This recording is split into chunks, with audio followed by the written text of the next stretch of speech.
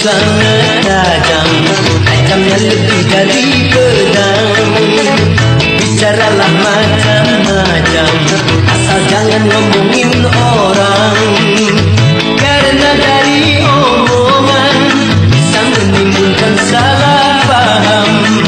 Karena dari omongan bisa menimbulkan keributan, hingga senjata utama bagi keselamatan Anda. Pandai-pandailah menjaga lidahmu kala berbicara.